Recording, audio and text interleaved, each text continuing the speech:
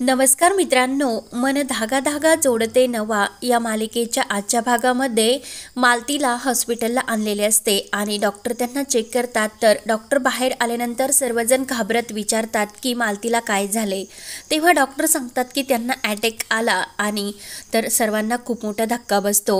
Doctor सांगू लागतात की कोणातरी यांच्यावर मुद्दाम यांना घाबरण्याचा प्रयत्न केला आणि कशाची तरी भीती त्यांच्या मनामध्ये होती, म्हणून हे सर्व घडले।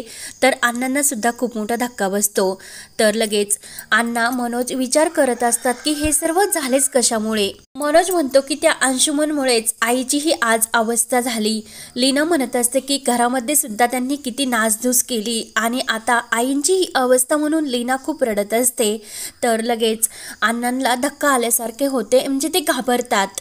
तर सर्वजण त्यांना सावरण्याचा प्रयत्न करतात। तर आनंदी विचार करते की आई आणि अण्णांची ही अवस्था माझ्यामुळेच होते। मनोज म्हणतो की तो अंशुमन आईला खूप डेंजर बोलला असणार, म्हणूनच आईची ही अवस्था अशी झाली।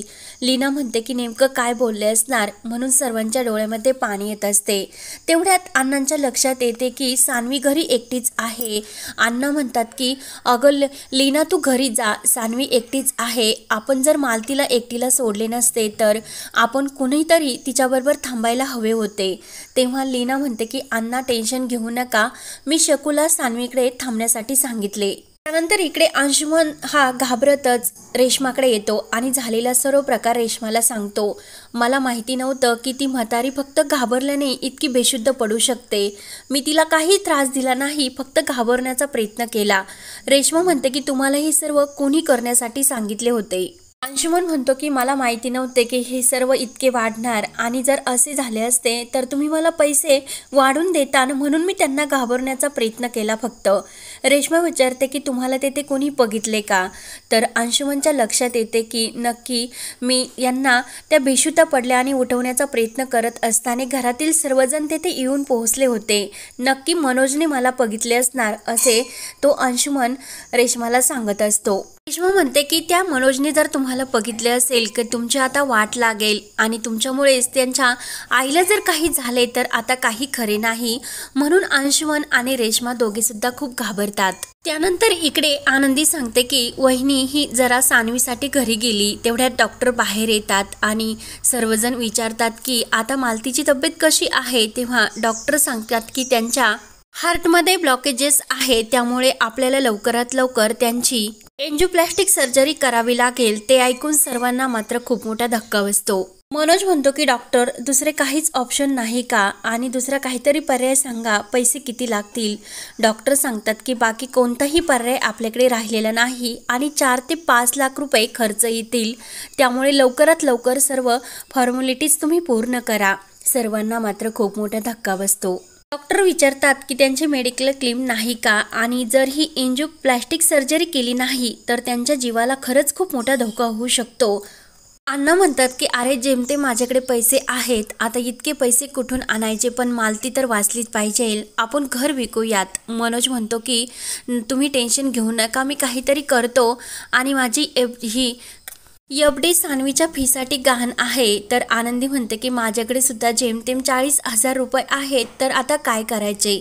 सर्वांपुढे खूप मोठा प्रश्न उभा राहिलेला असतो की पैसे कुठून आणायचे। अण्णा आणि मनोज हे आपल्या मित्रांकडे काही मदत मिळते की काही, म्हणून त्यांच्याकडे पैसे बघण्यासाठी त्यांना फोन करत असतात।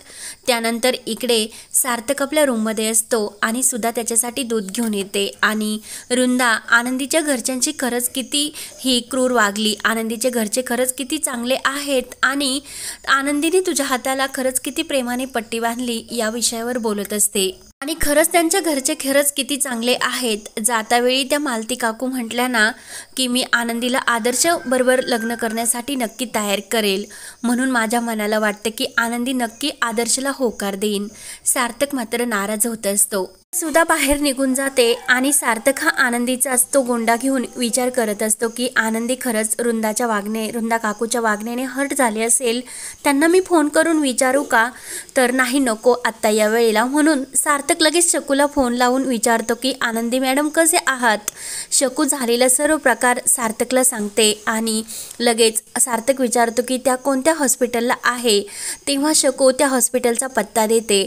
तर लगेच इकडे मनोज आणि अण्णा हे पैसे 1,00,000च झाले, आता ऑपरेशन कसे करायचे याच टेन्शनमध्ये असतात. तेवढ्या डॉक्टर येतात आणि ऑपरेशनची तयारी सुरू केल्याचे सांगतात. तर अण्णा आणि मनोज विचारतात की पैसेचं काय, तेव्हा डॉक्टर सांगतात की पैसे ऑनलाईन ट्रान्सफर झाले.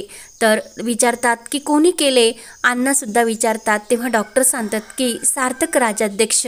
तेवढ्यात सार्थक आलेला असतो आणि सार्थक विचारतो की ऑपरेशन झाले की नाही. तेव्हा अण्णा आणि मनोज लगेच सार्थकच्या पाया पडण्यासाठी लागतात, कारण देवासारखा धावून सार्थक मदतीसाठी आलेला असतो. सार्थक विचारतो की मिस आनंदी कुठे आहेत आणि मला प्लीज परके करू नका. तर अण्णा सांगतात की येथेच होती कुठेतरी, म्हणून सार्थक लगेच आनंदीला शोधण्यासाठी येतो. तेवढ्यात आनंदी इकडे गणपती बाप्पासमोर आपल्या हातामध्ये जी कापूर असतो तो पेटता जोडून आपल्या हातामध्ये तेवत ठेवत असते आणि आई, मी तुझ्यासाठी काही करायला तयार आहे, पण फक्त देवा माझ्या आईला वाचव. म्हणून आनंदी खूप रडत असते. तेवढ्यात सार्थक धावत येतो आणि आनंदीच्या हातामधील ती पेटती ज्वाला बघून सार्थक म्हणतो की मिस आनंदी हे काय करतात, म्हणून तो लगेच बाजूने हातावरून ते फेकून देतो. तेव्हा आनंदी म्हणते की सर मग मी काय करू, कोणताही पर्याय माझ्याकडे नाही. तेव्हा सार्थक सांगतो की काही टेन्शन घेऊ नका, ऑपरेशन सुरू झालेले आहे. तर आनंदीच्या जीवात जीव येतो. आनंदी म्हणते की सर पण पैसे. तेव्हा सार्थक काहीच बोलत नाही. तेव्हा आनंदी म्हणते की सर पैसे तुम्ही दिले का. तेव्हा आनंदी सार्थक पुढे हात जोडते. सार्थक म्हणतो की मिस आनंदी तिकडे अण्णांना तुमची गरज आहे, चला. म्हणून आनंदी आणि सार्थक धावतच इकडे येतात. तर इकडे लीना आलेली असते. अण्णा सान्वीची विचारपूस करतात आणि लीना म्हणते की दोघींना काही होणार नाही, सान्वी आता सुरक्षित आहे, शकू तिच्याबरोबर आहे. तेवढ्या डॉक्टर बाहेर येतात. तर सर्वजण खूप घाबरून विचारतात की ऑपरेशन सक्सेस झाले का. तेव्हा डॉक्टर खुश होऊन सांगतात की ऑपरेशन हे सक्सेस झाले आहे. तेव्हा मात्र सर्वांना खूप आनंद होतो आणि सर्वजण सार्थकचे आणि देवाचे खूप आभार मानतात. त्यानंतर सार्थक सर्वांसाठी चहा घेऊन येतो आणि आनंदीला चहा घेण्यासाठी सांगत असतो. तेव्हा आनंदी म्हणते की सर तुमचे हे उपकार मी कधीच विसरू शकत नाही आणि लवकरच परतफेड करील. सार्थक आनंदीला समजावतो. तेवढ्या डॉक्टर बाहेर येतात आणि आता पेशंटची तब्येत एकदम चांगली आहे आणि ते शुद्धीवर सुद्धा आले. त्यांना रूममध्ये शिफ्ट करण्यात आलेले आहे आणि आनंदी कोण आहे असे विचारतात. तर लगेच आनंदी पुढे येते आणि माझ्या आईची तब्येत कशी आहे असे विचारते. तेव्हा डॉक्टर सांगतात की फक्त तुम्ही त्यांना भेटू शकता, पण एक गोष्ट लक्षात ठेवा, त्यांना त्रास होईल असे काही बोलू नका. म्हणून सर्वजण हे धावतच मालतीकडे येतात. तर मालती ही आनंदीला डोळे उघडून बघते आणि आनंदी असे म्हणते. मालती म्हणते की अगं आता मी बरी आहे, पण प्रत्येक वेळेस मी अशी माघारी नाही येऊ शकत. आज मरणाच्या दारातून देवाने मला परत पाठवले. माझ्या जीवावर कधीही बेतू शकते. जाण्या अगोदर मला तुमचा संसार थाटलेला बघायचा. अण्णांच्याच आणि सर्वांच्या डोळ्यात पाणी येत असतात. मालती म्हणते की त्या अगोदर माझे डोळे मिटण्या अगोदर मला एक वचन दे की तू आदर्श बरोबर लग्न करण्यासाठी तयार होशील. सार्थकला मात्र खूप मोठा धक्का बसतो आणि मालतीही तिच्याकडून वचनच घेत असते. तर आनंदीमुळे खूप मोठे असे टेन्शन उभे असते. नाहीतर माझ्या पिंडाला कावळा शिवणार नाही. आनंदी मला त्या अगोदर वचन दे. तेव्हा आनंदीमुळे खूप मोठे टेन्शन असते. आनंदी म्हणते की आई तुझ्या सुखासाठी मी तुला हे वचन द्यायला तयार आहे. मात्र सार्थकच्या जो हात तेथे लागलेला असतो त्या हातामधून खूप असे रक्त येत असते, कारण सर्व घडलेला प्रसंग त्याच्यासमोर असतो. तर आनंदीने आईच्या सुखासाठी आईला वचन दिलेले असते. तर सार्थकला खूप मोठा धक्का बसतो. त्याचे प्रेम हे त्याच्यापासून दूर चाललेले असते. तेव्हा मात्र सार्थक हा बाहेर येतो. आनंदीला सुद्धा खूप वाईट वाटत असते. तेव्हा सार्थक म्हणतो की एकीकडे भाईचं आयुष्य सुधारते आनंदी ही त्याच्या आयुष्यात आल्याने, आणि दुसरीकडे माझे प्रेम. तेव्हा सार्थकला सुधाचा फोन येतो आणि आता आनंदीच्या आईची तब्येत कशी आहे असे सुधा सार्थकला विचारते. सार्थकच्या डोळ्यात मात्र खूप पाणी येत असते. तेव्हा सुधा म्हणत असते की एकदा प्लीज तू आनंदीच्या आईकडे फोन दे ना सार्थक. सार्थक म्हणतो की अगं आई ठीक आहे, तुझे म्हणणे आहे. तर लगेच हा भाग येथेच संपतो. पुढील भागामध्ये मालती ही सुधाबरोबर फोनवर बोलत असते की आनंदीने लग्नासाठी होकार दिला. ते ऐकून सुधाला मात्र खूप आनंद होतो. त्यानंतर आकांक्षाला हे जेव्हा समजते तेव्हा आकांक्षा सार्थकला म्हणत असते की मी हे होऊन देणार नाही, मी आत्ताच्या आत्ता सर्वांना जाऊन सांगते. तेव्हा सार्थक म्हणतो की अक्कू तू असे काही करणार नाही, आपल्या भावाच्या आयुष्याचा प्रश्न आहे. आकांक्षा म्हणत असते की किमान आनंदीला तरी हे सर्व सांगून दे, तेव्हा सार्थक नाही म्हणत असतो. तेवढ्यात आदर्श येतो आणि आदर्श हे सर्व ऐकतो आणि आनंदीचे काय असे सर्वांना विचारतो. तर सार्थकला खूप मोठा धक्का बसतो. तर आता आदर्शने हे ऐकलेले असणार का आणि आदर्श आपला स्वतःचा त्याग करून सार्थकला या लग्नासाठी कसे तयार करणार आणि शेवटी सार्थक आनंदीचे लग्नच होणार, हे पाहण्यासाठी आपल्या चॅनलला नक्की सबस्क्राईब करत राहा. धन्यवाद.